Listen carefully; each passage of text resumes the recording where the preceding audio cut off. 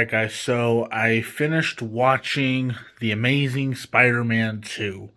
The second film starring Andrew Garfield as Spider-Man.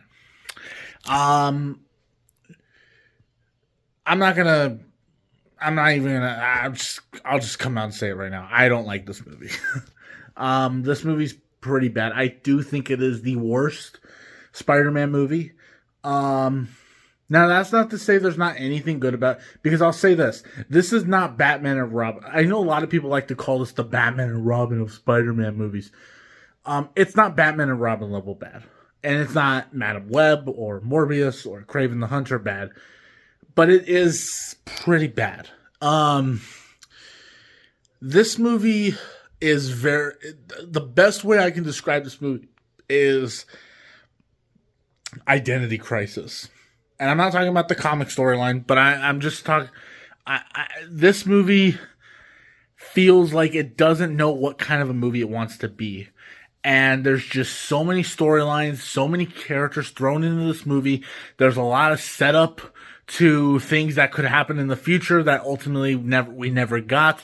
There's like a setup to the Sinister Six, a setup to like all these different characters.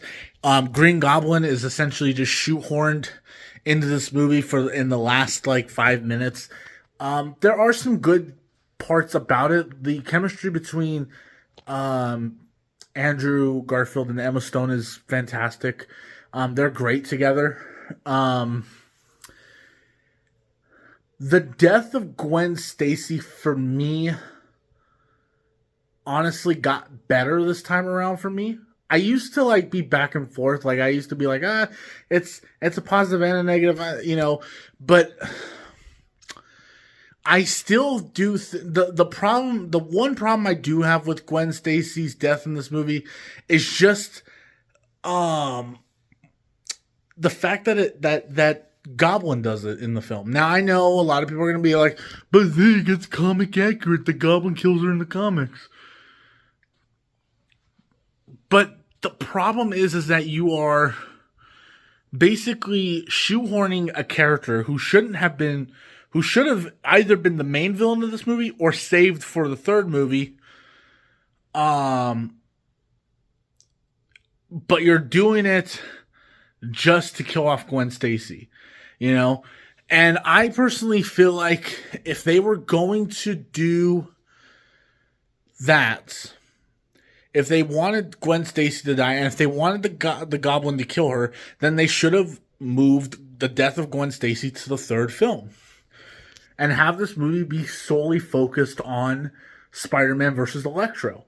Now, there's a flip side to that, where they could have just decided to scrap Electro and decide to just focus on Goblin as the main villain. But they decided to go with this weird way of having Electro as the main villain for the first 2 acts, and then literally the last part of Act 3, Goblin just shows up and does his thing, and then leaves, you know. And don't get me wrong, I like Dane DeHaan as an actor, but I think he's terrible in this movie. I like him as an actor normally, but I think he's absolutely terrible in this movie. And it's not so much a fault on him; it's the direction and the writing that this movie is given.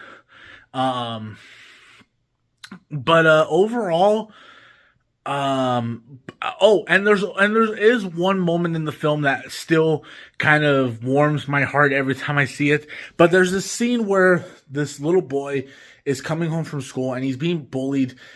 These kids come in and basically destroy his like little science project or whatever. And Spider-Man basically comes in and scares these bullies off and, you know, helps the kid put together his like science project and then walks him home. And that is such a great scene, and it warms my heart every time I see it. Unfortunately, what they do with that little kid later on in the film when he just decides to run into the street. First of all, lady, hold your kid. But second of all, he just runs out in the street and risks getting shot up by the Rhino. By the way, Paul Giamatti as the Rhino. Whew. I am the Rhino. Like, oh gosh. Oh, jeez. Oh, man. And also, let me just also acknowledge this. The people in New York in this movie are idiots. Okay? Literally, the Rhino is, at the end of this movie, the Rhino's out there shooting his little machine gun at the cops and blowing up buildings, destroying cars. And the people in New York are just standing there, like going, Spidey, Spidey, Spidey. No. Don't chant Spidey. Run for your lives. I'm telling you, it's the news is probably covering it right now. Watch it there. Okay? This is like, it's just like, it's so goofy and so like just outlandish, you know? Anyway, but that's enough of my ranting. Yeah, but look, the Amazing Spider-Man 2, I love Andrew Garfield as Spider-Man. He just deserved a way better movie than what this is. But yeah, that will do it for my thoughts on The Amazing Spider-Man 2. And guys, we are now leaving we are now leaving the multiverse and going back into the MCU with Spider-Man No Way Home.